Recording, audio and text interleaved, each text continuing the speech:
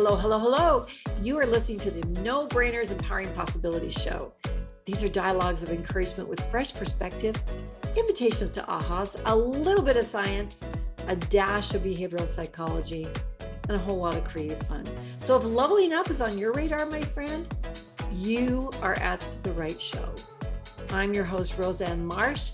I'm the author of the teen and parent empowerment curriculum called Level Up, Empowering Possibilities.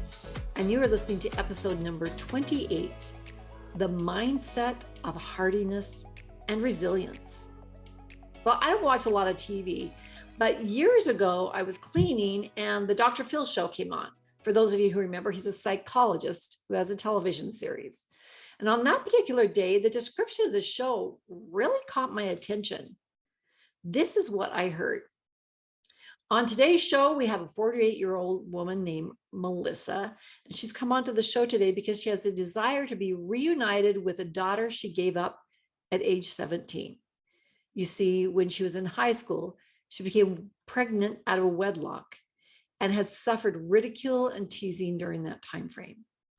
She says that the teasing and persecution were so extreme that it left her emotionally damaged, and she didn't even go to college, and it's been hard for her to move on. She especially remembers the mistreatment coming from one certain cheerleader. And so to start the show today, we thought it'd be fitting to bring the cheerleader and Melissa together so that they can talk about what happened.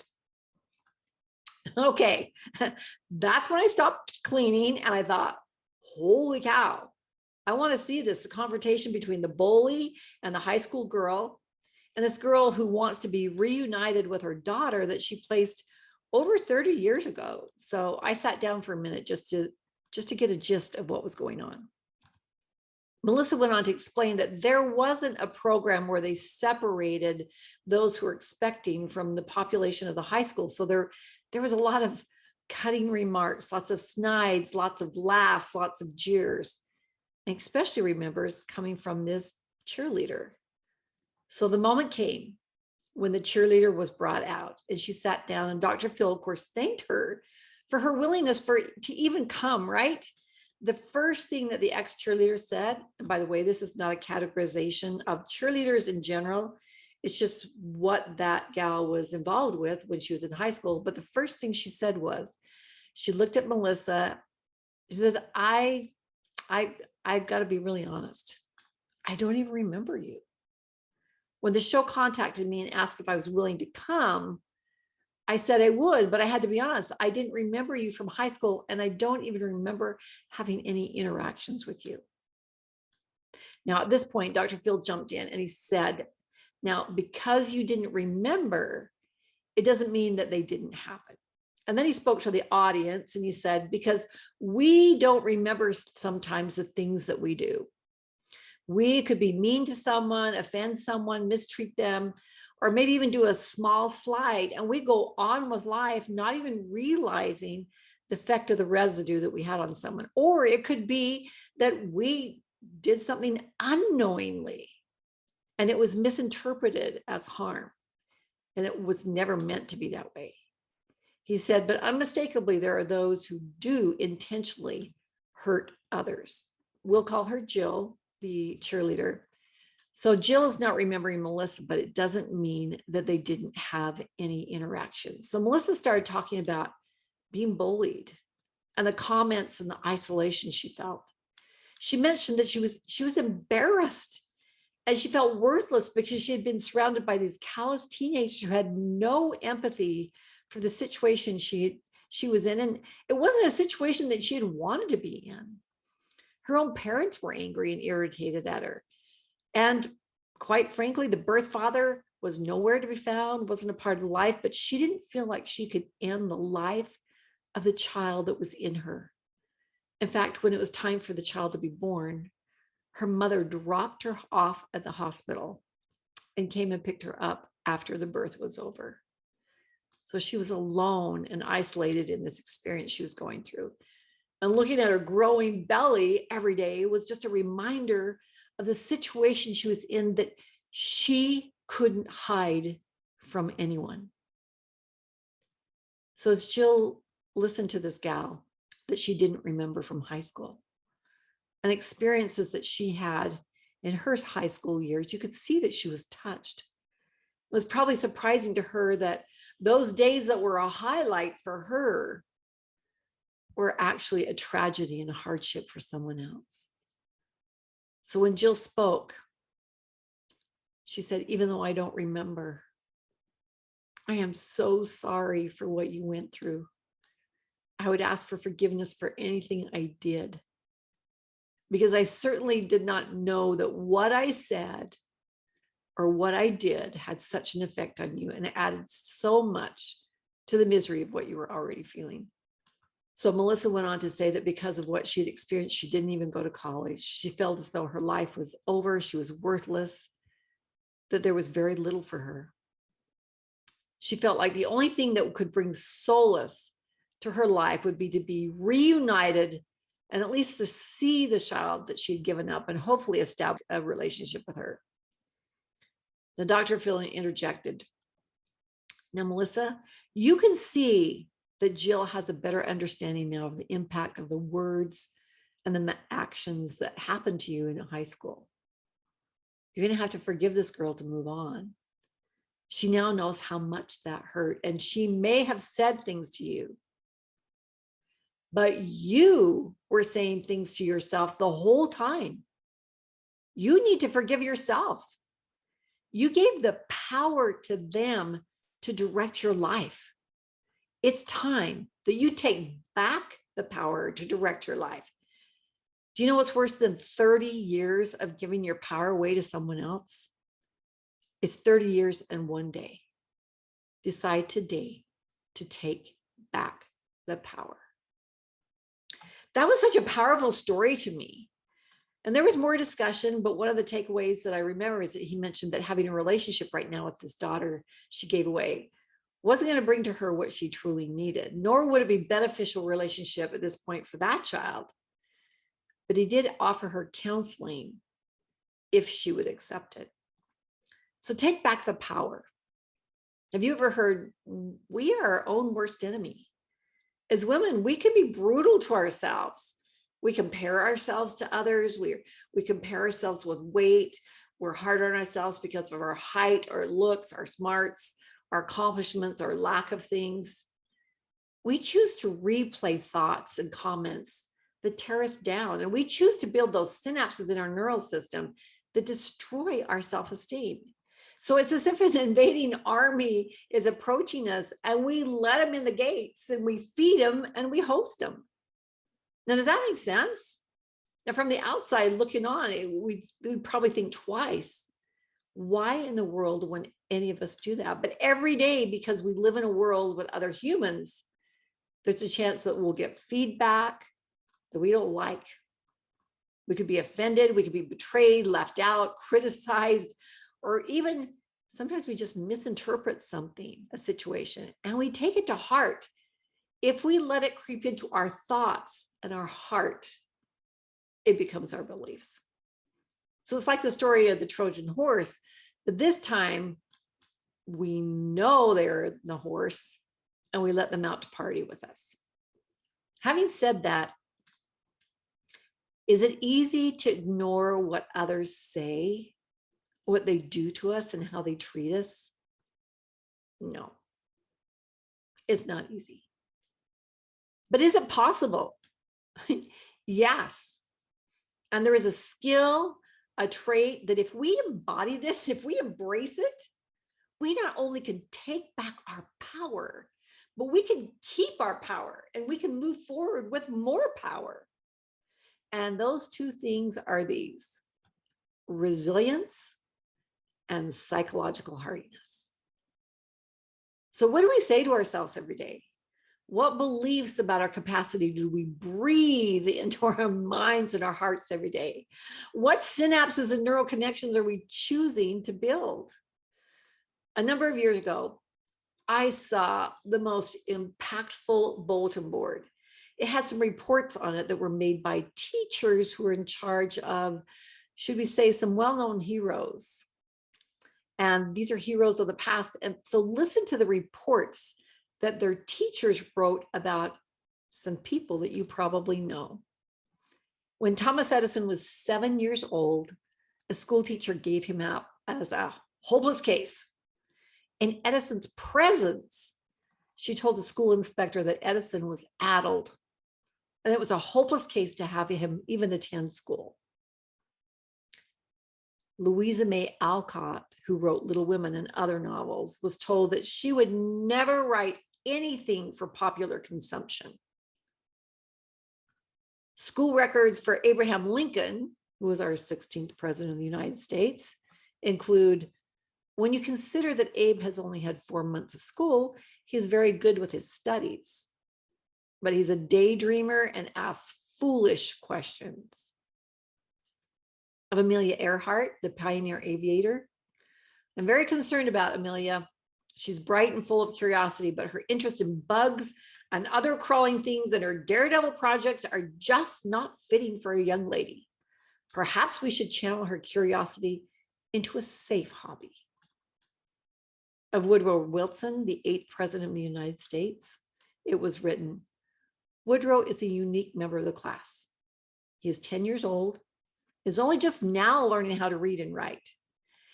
Shows signs of improving, but you must not set your sights too high for him. Who would have expected that a teacher of Albert Einstein would have said, Albert is a very poor student. He is mentally slow, unsociable, and is always daydreaming. He is spoiling it for the rest of the class. It would be in the best interest of all if he were removed from the school at once. Wow. Amazing how these famous people, these people of positive impact, were misjudged by those who had charge over them in their early years. Most remarkable, however, is that at an early age, each of these individuals decided they would not let what others thought of them define their destiny. They discovered that with effort, they could overcome their weaknesses and prove that the negative predictors made about them were totally wrong. This hardiness proved to be a pattern on how they went through life with their future hardships and their challenges. These early impressions about people we now look back on as famous and talented were truly short-sighted views about people who went on to achieve greatness. So you just study the life of any of these peoples and you'll see that none of them had lives without challenge and difficulty. Abraham Lincoln lost 8 political elections before he was named president of the United States. If we were to study his life, how many of these setbacks in turn repositioned him to where he could ultimately make the difference he dreamed of? So here's a chance to pause and say, wait a second. Let's take a look at the common denominator of all these people. When they were in school, they had weaknesses, they had problems, and the teachers had concerns about them. They were not the top performers in the class. It doesn't indicate that any of them came from wealth or from prosperity or from a place of entitlement. They weren't necessarily the popular kid in the class. In fact, maybe you might even say they were the problematic one.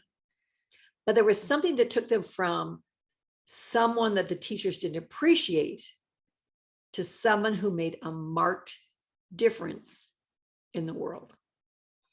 Which of the weaknesses that others noted and called out did they make their strengths?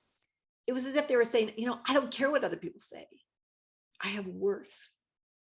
I have passions. I have purpose in life. And I'm going to pursue that irregardless of what other people think or feel. And you know what I love about this bulletin board? What I absolutely love about the stories, it gave me the story. It gave me a prequel to the story. Because sometimes we look at famous people and think their lives have no hardship. They had nothing they had to get over, no setbacks, no criticism. But when we do a deep dive into the beginnings of their lives, we see that they are no different from you and I, but they capitalized on a resilience and a mindset that was determined. They had hard lives. It's quite possible that the hardness of their lives, the experiences of their lives gave them the strength training that they needed to become successful.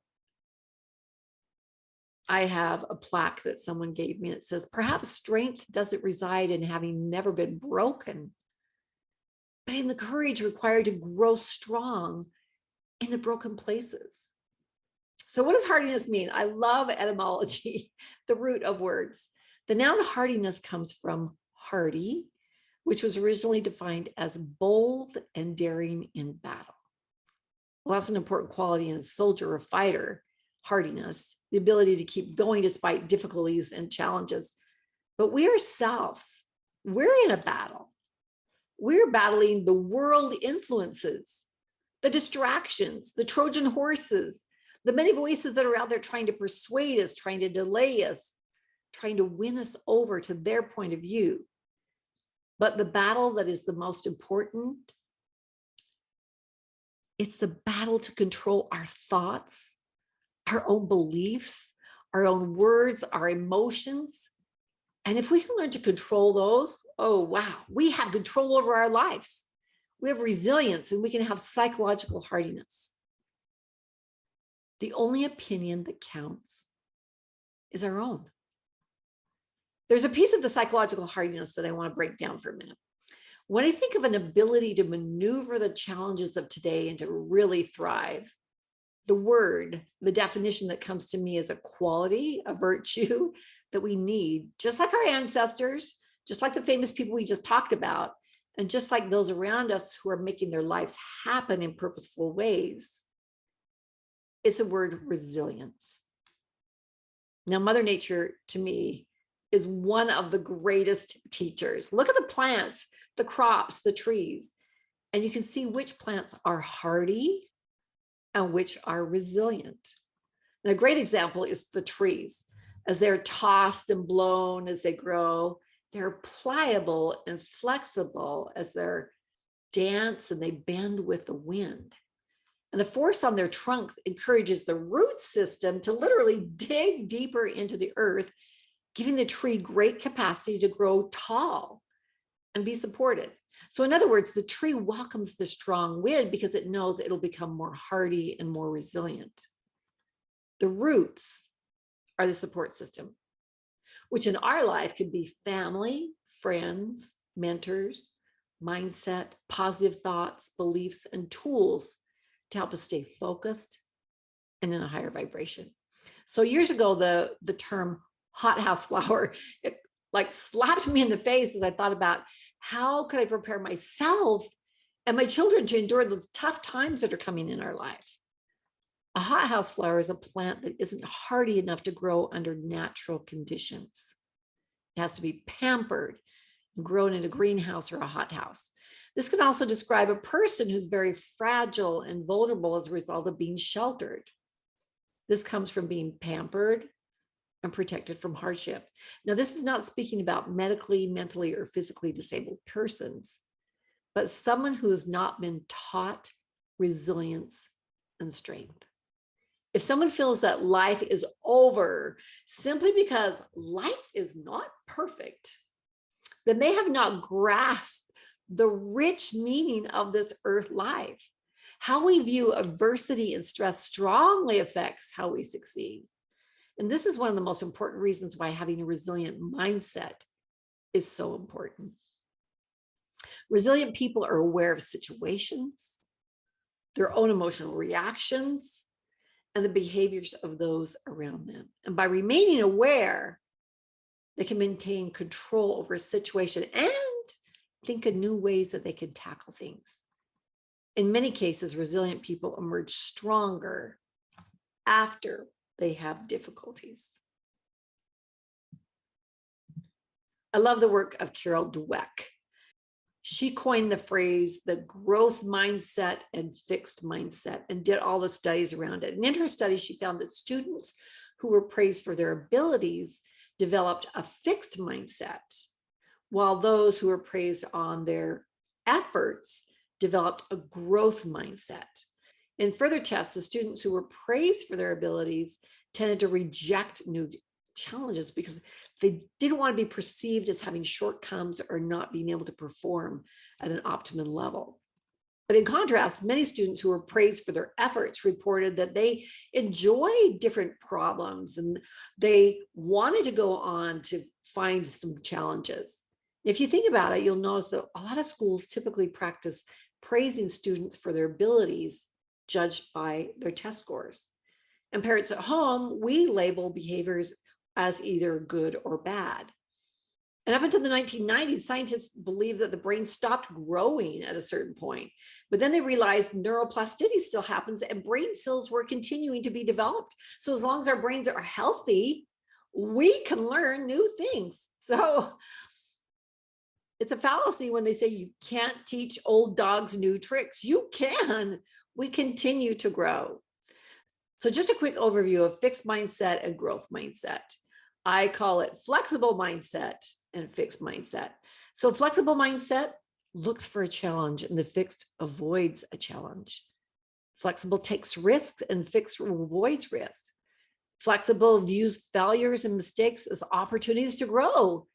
And the fixed mindset avoids failure and mistakes at all costs. A flexible mindset tries new things. And a fixed mindset avoids trying new things. A flexible mindset welcomes feedback and help from others, and a fixed mindset avoids negative feedback. So we now know that you can change your mindset. If you believe you have a fixed mindset, you can turn that around and open yourself up to new experiences and opportunities to learn. By focusing on specific habits, you can gradually change your mindset and start embracing new challenges. We know that skills and talents are built through repetition and emotion. So take growth-oriented action and you can change your mindset. So I want to throw out a quick quiz for you on whether you have a growth mindset or a fixed mindset. And these are yes or no questions. There's 10 questions. And just kind of keep track of what your yes and no's. Number one, I believe you're born with a static level of intelligence and creativity that you can't change. Yes or no? Number two, I believe that someone is naturally good at something or not, and it doesn't change. Number three, I try to avoid making mistakes, so often procrastinate and don't take on big challenges as I hate messing up. Number four, if I make a mistake, I try to hide it as I hate looking stupid in front of others or being found out. Number five, I don't like being challenged. I really dislike it when someone challenges me. Number six, when someone else has something great happen to them, I feel kind of threatened. I don't necessarily revel in their success. I don't feel joy over that. Number seven, your intelligence and skills are something very basic about you that you can't change. Things come naturally. You're born with it and can't change no matter how much effort you put into it. Number nine, you can't change parts of who you are with effort. Number 10, you are a certain type of person. You're funny, smart, musical, whatever. People can't change these natural inborn traits. So obvious, if you said yes to the majority of these, you're more fixed mindset. If you said no, then you have more of a growth mindset and likely that you'll tackle big opportunities. Mistakes are part of your journey and you embrace failure. You go along in your entrepreneurial journey. And when you remember that neuroplasticity tells us that, hey, we can cultivate new skills, new intelligence, we can expand our learning and gratefully so. Now I want to personalize the mindset to maybe some scenarios that could maybe happen. Because it's one thing for us to be able to say, yeah, I have a growth mindset. And then it's another when we come up against life and we go, oh, wait. So I want to just personalize some scenarios for you to see, am I really growth oriented? Do I really have a growth resilient mindset? First scenario, you're asked to chair a committee to raise funds for a local youth group. Do you, A, in your planning, do you look at what they did the year before and follow those guidelines? Or B, do you look at last year's guidelines, call a brand new committee and brainstorm out of the box to see how it can be amped up from the year before? Second scenario, your competitor to your business was just given a state recognition award. with a label to use on their advertisement as voted as best in state. How do you handle that? Do you A, talk to your friends about how you can't believe they won that award and wonder who they paid off? Or 2, ask them to lunch to congratulate them and ask to learn from what they're doing that could help you. Third scenario, you invite a group of advocate friends to a luncheon and planning meeting. Everyone brings their favorite plate. The entree you made is way too salty. The participant that came tells you that it's not very tasty and she would be embarrassed to serve it. She suggests you take it off the table. Do you A, get your feelings hurt and embarrassed that you brought it without tasting it and can't believe that she had the audacity to challenge your cooking skills?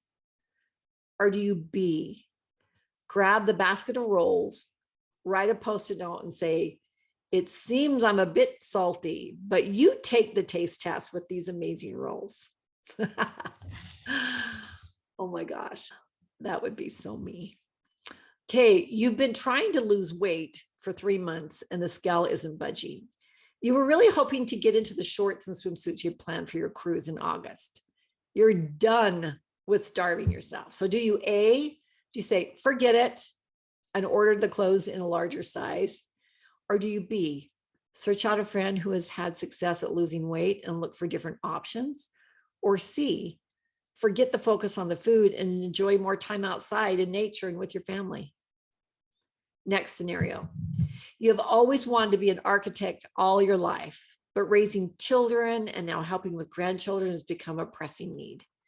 You have never loved math and numbers, which is part of understanding foundation and load, but you still like to dream about it.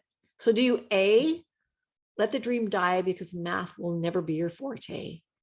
Or B, find help with grandkids part-time and start taking online and community classes that deal with architecture? Last scenario, your child gets in trouble with the law and in school. You are beyond any answers of how to help. A neighbor tells you that if you were a better parent, none of this would happen. She has lots of opinions about friends and rules that should be set for children, and no success will compensate for failure in the home. Okay, do you A, cry your eyes out, replay over and over again this critical feedback she gave you, and determine that you're a failure as a parent? Or do you B, thank her for her outside observations, really realizing that she's not been privy to the many different strategies you've done to help your child? You thank her for the ideas she shared and tell her that you will seriously see if anything she has suggested will be a help. You express gratitude that she had the courage to speak forthright with you and let her know that you're on a continual hunt for ideas, people, positive influencers, and programs, and would appreciate if she has any other ideas and connections that could be helpful. Okay, while some of these are hypothetical scenarios, it's one thing for us to believe in being resilient. And it's another thing for us to foster in our life so that we're prepared for what life comes at us. How can you bolster your resilience, your psychological hardness, and a flexible mindset? I'm going to share 4 of my favorites. But in Level Up, we have an entire chapter on setbacks and mindset. 1, learn from your mistakes and consider failures as an option. The only failure is when we fail to not try again. We learn a lot from our fails, our mistakes, and our risks, but if we never take them, if we play it safe all the time, we'll never allow ourselves to learn some amazing things. Failure can be a great teacher, and it's truly a part of the process. Try and try again. Number 2, build your self-confidence. Do that inner work you need to see yourself as valued and that incredible individual that you are. Self-concept is something only you can do for yourself. When you develop a belief of strong self-confidence, you're more likely to succeed and have confidence to take the risks needed to go forward. Third one, keep goals in front of you. If a goal is affected by a setback, Remember, go back to the drawing board. When one door closes, there are many other doors that we can go through. Think outside the box, be flexible with your mindset, and creativity will help you onto your next adventure. And the fourth is build strong relationships. We are wired to be a community. Strengthen those ties with friends and with coworkers and community and school and family. Those that develop strong, healthy relationships are the ones that can weather the stress by having a network of support. Being a friend is reciprocal. Compassion, empathy, trust, and support in your relationships will build a reserve for those times when we really need it. What opportunities do you have this week to practice resilience? And how are we showing by example our psychological hardiness? If we do that, we have the opportunity to continually grow, stretch, learn, and expand. And do you know what that brings into our life? Incredible experiences and new doors that open. I think of that young gal on the Dr. Phil show, and my heart aches. Can you imagine how different her life would have been had someone shown her how to have psychological hardiness, a flexible mindset, and resilience? How different her life would be today. Oh, we're creators, and we create what we want to believe, think, and become. By adopting resilience, perseverance, psychological hardiness, we can cut through that chaff of that noise of the world and truly focus on what we desire to create. So, my friends, happy creating, and thank you for joining this week. We'll see you next week. Tally ho.